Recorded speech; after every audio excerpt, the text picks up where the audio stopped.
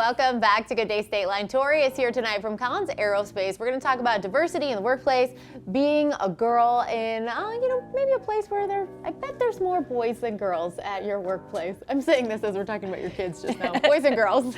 Yes, well, so I would say, so I started at Collins, it's been almost 18 years ago now, and it's definitely changed a lot since I started 18 years ago. So my background is in software engineering.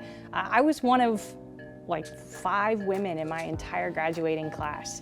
And now when I look across, my work environment and meetings, there's half women where I'm at, which has been a fantastic change in the last 18 years. We've come a long way. I love that so much because it means a lot. It means women are figuring out that they are welcome in spaces that they maybe didn't think they were. Not to say they weren't, but they just didn't think that they were 18 years ago. Yeah, absolutely. And now it semes like it's definitely, showing through. Yeah, and representation's huge. Whether you identify as a woman or you are a Black engineer, a Hispanic engineer, seeing yourself in those positions of leadership definitely makes a difference, and makes a big difference when we look at our community engagement with like our STEM projects within elementary schools. Just to see that yourself in those positions makes a huge difference in getting that representation up. So how did you end up working at Collins?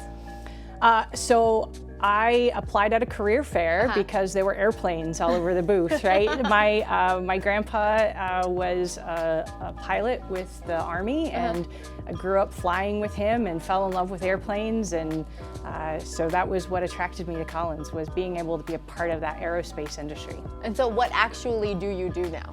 Is that a hard one?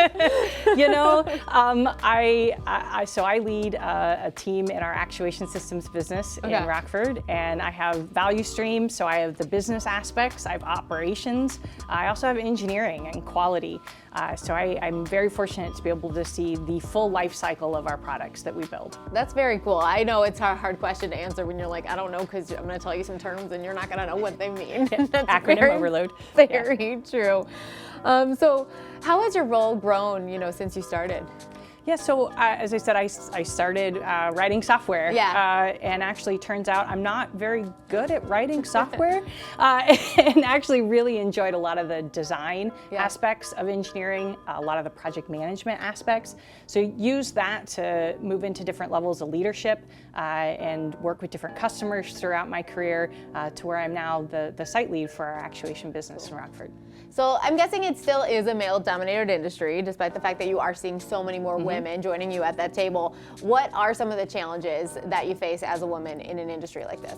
Yeah, so I think that definitely it's a lot less than it used to be, as I mentioned. But just making sure that women's voices are heard as we are talking through different technical challenges, as we're talking different strategies, and for me, I feel like I said that was something that I kind of made my peace with in college.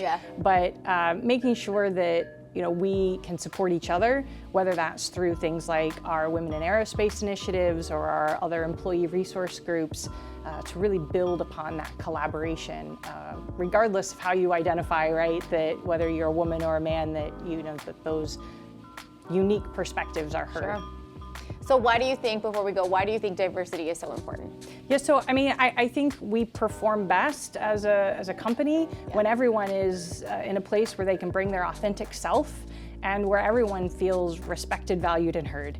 And in that way, we can all bring those different ideas to the table, and we build solutions that are different than what everybody else can build. We can really, truly redefine aerospace. Plus, how boring would it be if everyone was the same? Exactly. Exactly. Well, Tori, happy International Women's Day. Thank you. And thank you for having me. Of course. Thank you so much for joining us. We got more women coming up next on Tuesday Trends, Salt and Soul. We're going to talk about salt trends. It has nothing to do with cooking. Don't go anywhere.